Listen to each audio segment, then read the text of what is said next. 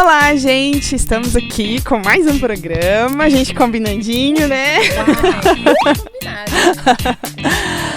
E aí a gente vai falar de um tema muito bacana, de cunho informativo assim para vocês, que é sobre a maternidade atípica da Renata e o trabalho dela nas redes sociais, que ela tem um trabalho muito bonito, muito incrível de informação a respeito da rotina dela como mãe, tanto no YouTube como aqui no Instagram. E a gente vai fazer um bate-papo bem legal, bem leve, tranquilo aqui com vocês para mostrar essa história dela e do Matheus, o filho dela. Então, Renata, só 3? Pode.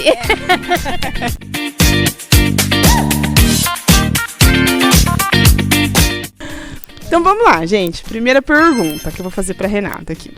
Sobre a maternidade atípica, né? A gente, quando a gente descobre que vai ser mãe, né? É assim, uma transformação muito grande na vida da gente já em si, né? Você descobrir que vai ser mãe.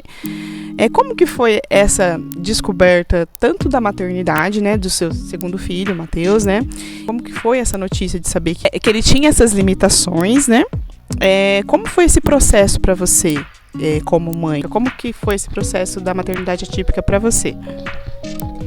Bom, primeiramente eu quero agradecer. Você segurou, não?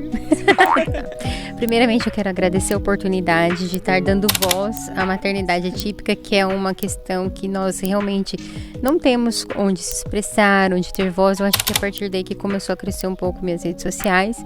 Mas enfim, obrigada pela oportunidade. Eu que agradeço.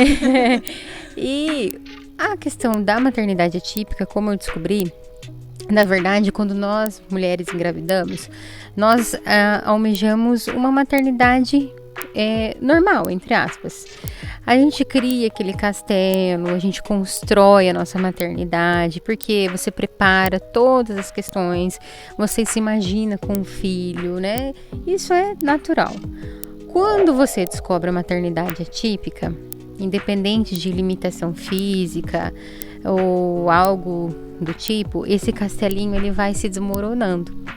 Mas ele vai se desmoronando pelo fato que é tudo novo. Você entra num mundo muito novo. E geralmente esse mundo ele não tem parâmetros para você se identificar, que é o meu caso. Por que é o meu caso? Porque o Matheus ele não tem um diagnóstico fechado.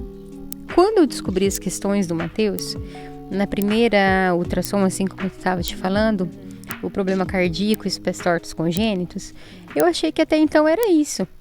Questões físicas. Então, questões físicas você resolve com cirurgia, enfim. Mas depois que o Matheus nasceu, nós, com a convivência com ele, nós observamos a questão cognitiva, a perda auditiva bilateral, porque ele era uma criança muito apática, sabe, Rodinei? Ele não respondia aos estímulos. Eu acredito que a minha maternidade atípica começou após o nascimento do Matheus. Eu falo que o meu luto, porque todas nós, mães atípicas, quando descobrimos algo dos nossos filhos na gestação, ou depois dela, nós passamos por um período de luto. O meu luto foi durante a gestação. Quando eu descobri essas questões físicas dele, eu acredito que eu já me preparei e me fortaleci nesse momento. Então, quando o Matheus veio, eu já estava, vamos dizer assim, pré-pronta. Eu já estava pré-pronta para a situação. Mas, na verdade... preparada, né? Assim, de informação, de sabendo que você tinha muita coisa para enfrentar. Sim, mas eu não imaginava a dimensão do que a gente ia enfrentar. E enfrentamos. Eu acho que é igual a maternidade também, né? Que a gente imagina, eu imagino, a gente cria essa coisa do que é maternidade, mas aí na prática, no dia a dia, é um oceano, né? É totalmente diferente, porque no dia a dia que você vai descobrir quem realmente é o seu filho, o que realmente ele precisa, quais as necessidades, limitações. A questão do Matheus é uma caixinha de surpresa, como eu disse, porque ele ainda não tem um diagnóstico fechado. O Matheus, ele nasceu com problema cardíaco, com os pés tortos congênitos bilaterais, já passou por cirurgia de crânio. Então, tem os exames genéticos dele que não apresenta um nome de síndrome, mas eu acho que o nome de uma síndrome não vai mudar em nada, é simplesmente um nome. O que a gente busca é qualidade de vida, né? Então, assim, até amanhã nós temos retorno com o geneticista, que a gente trocou o geneticista do Matheus. A gente foi buscar algo fora para ver realmente se a gente consegue chegar em e algo que possa nos dar uma luz no final do túnel para cada vez mais estar desenvolvendo o Matheus, né? E é uma coisa assim, que até que a gente estava conversando, que é uma coisa que você ainda está descobrindo, né? Como ele não tem um diagnóstico fechado, é uma descoberta ainda, né? Então, assim, é importante isso, né? Eu acredito que buscar isso, você falou que está em busca de uma denominação para a questão da saúde dele, até para buscar soluções, né? Eu acho que isso é importante também, falar assim, tá buscando nome. Não, mas eu acho que a partir do momento que você identifica isso, não é nem questão de trabalhar a cura, mas de trabalhar um tratamento que transforme a vida dele melhor, que dê uma qualidade de vida melhor para ele, né? Sim, é porque assim, na verdade, o nome ele não vai fazer diferença, né? Até mesmo porque a deleção cromossômica que o Matheus apresenta no cromossomo 7, essa sequência de números, ela não tem catalogada na literatura mundial. Então, assim, o Matheus é uma caixinha de surpresa e aonde a gente leva o Matheus, ninguém sabe. Ninguém tem um parâmetro diferente, por exemplo, se você pega uma síndrome de Down, uma síndrome de West, que você já tem crianças catalogadas mesmo, como se fossem números, infelizmente essa é a realidade. Então, assim, você seguir um parâmetro, falar, olha, não, ele se parece mais aqui, né, com um exame genético em mãos, enfim. E o Matheus não tem isso. Então, ele está sendo estudado, e provavelmente a questão sindrômica dele, vamos dizer assim, devido a essa deleção cromossômica, ela é rara ou talvez única. Eu falo assim, que ele é único, né? Assim como eu e você, como nós somos, né, único, né? Vamos lá, segunda pergunta. Renata, você é muito ativa, assim, nas redes sociais, tanto aqui no Instagram quanto no YouTube, você tem seu canal, eu já vi alguns vídeos lá, ótimo, não só para mães atípicas, inclusive, assim, que fala sobre cansaço materno, sobre o seu dia a dia, sobre autoestima, autocuidado, coisas assim que eu gosto muito de falar, inclusive. Como que você concilia essa sua rotina de mãe atípica, né? Com essas suas demandas das redes sociais, do seu trabalho no YouTube, aqui no Instagram, como que você concilia isso? É uma loucura. É simples assim. Na verdade, a gente tenta montar uma rotina, se programar, mas é que, na verdade, eu tomo isso como uma missão.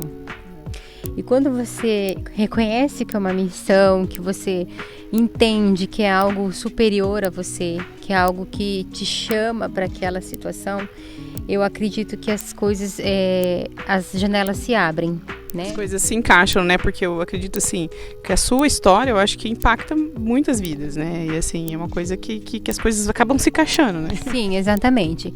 Então, muitas mães me perguntam, falam, Renato, como é que você tem tempo de ficar fazendo live? Você tem tempo de ficar postando? Editar vídeo, porque não é só isso daqui, né, Rodinéia? Eu sei muito bem, eu sei muito bem como que é. A Rodinéia tá ferrada pra editar esse vídeo.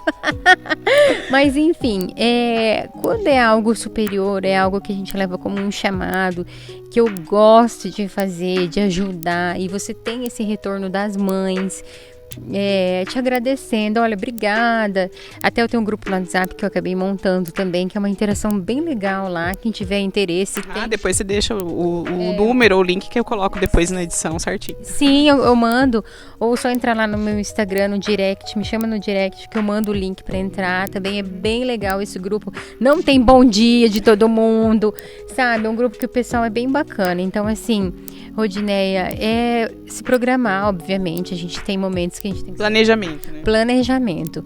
É uma coisa que eu comecei a fazer há pouco tempo, que tá dando muito certo. Eu gosto de acordar cedo, né? Então, eu acordo lá por 4h30, 5 horas, eu vou ler, eu vou estudar, eu vou editar vídeo, e assim, é um momento meu, é um momento que eu gosto muito, e eu sei que aquilo tá sendo feito com um propósito, né? E para você chegar nesse propósito, tem uma caminhada. E é nessa caminhada que a gente se desenvolve, que a gente cresce, amadurece e chega onde está, ajudando outras pessoas, né? E graças a Deus eu tenho oportunidade de ficar em casa com os meus filhos. Não é fácil para as mães que sempre trabalharam fora, assim como eu. não é um mar de rosas. Eu sempre falo que a maternidade é uma maternidade sem mimimi. Eu não gosto desses mimimi. Então, assim, eu mostro a maternidade na realidade. E lembrando, né, Rodinei, que um cansaço, sobrecarga, que tem dia que você tá mal-humorada, que você não quer gravar vídeo sorrindo, você não quer tirar foto sorrindo. Sim, você acha que a gente sempre tá assim, bonita, arrumada? Não, o cabelo tá preso porque tá sujo, não é porque eu quero ficar de rabo de cavalo. Mas assim, eu sempre falo, gente, não se iludem com as redes sociais. Porque a rede social é... Eu falo que é 10%. E nem 10%. Nem 10%, porque você pega um stories, você marca ali 1 minuto, vamos supor. Gente, aquilo ali é um recorte da sua vida. E tem mães que ficam ali falando, meu Deus, se julgando. Eu não consigo fazer isso, eu não consigo fazer aquilo. Às vezes eu posto, fazendo exercícios com o Matheus, estimulação com ele em casa. E tem mães que me mandam no direct assim, eu não consigo, eu não sei. Eu falo, gente, não é assim. Eu limpo casa, eu lavo roupa, sabe? Às vezes um tempinho que dá ali, 10, 15 minutinhos que eu vou ali e faço alguma coisa com ele. É claro que tem dias que eu tenho mais tempo, obviamente. Mas eu sempre falo, não se iludam com as redes sociais. E a rede social, ela tá aí para ser assistida, né? Eu falo que tá todo mundo no mesmo barco, né? Assim, a gente tá, claro, né? Dentro das nossas diferenças, né? Mas, assim, tá tudo... os problemas que as mães têm meio que generalizado algumas vezes. Claro que, assim, tem algumas diferenças, mas é cansaço, sobrecarga, ter que lavar louça, ter que catar brinquedo do chão, ter que se sentir culpada por não dar atenção pro filho, deixar o filho no celular, às vezes, porque tá cansada. Até tem um vídeo meu no YouTube que fala, você está cansada? É uma sátira, óbvio, né? Mas é um vídeo que deu bastante audiência, que realmente eu trago a realidade da maternidade, não só da maternidade atípica, da maternidade, vamos dizer, comum mesmo, porque a maternidade, ela precisa de energia, ela precisa de muito cuidado, é um serzinho que tá ali totalmente dependente de você. Mas, Rodinei, nós não podemos esquecer de nós, porque se nós não nos cuidarmos, é a questão de autoestima, autocuidado físico, mental, porque não é só o físico, o mental principalmente. Quem que vai cuidar de nós? Quem que vai cuidar de nós? Por exemplo, se uma mãe adoece, né? No caso da maternidade atípica, que é comum internação dos filhos. O ano passado mesmo, o Matheus se internou 4 vezes. Então, 4, 5 vezes. Então, assim, trazendo para minha realidade, se eu não me cuidar, quem que vai cuidar de mim? É a mesma coisa para as outras mães. E, infelizmente, tem mães que se entregam. Infelizmente. E isso não pode acontecer. É claro que a gente tem que respeitar o momento de cada ser, né? De cada pessoa, que cada uma tem o seu momento. Mas o se cuidar é fundamental. Ótimo, concordo, Renata. E a terceira pergunta... Queria que você falasse sobre você, Renata, né? E das pessoas que você se conecta, né? A respeito desse grupo do WhatsApp, dos comentários, dos relatos das mães. Qual que é a principal luta das mães atípicas, né? Mães e pais, né? Eu falo não só de mães, de pais, né? Atípicos, né? Qual que é a principal luta? É informação, é aceitação, acessibilidade? Qual que é a principal luta de vocês que você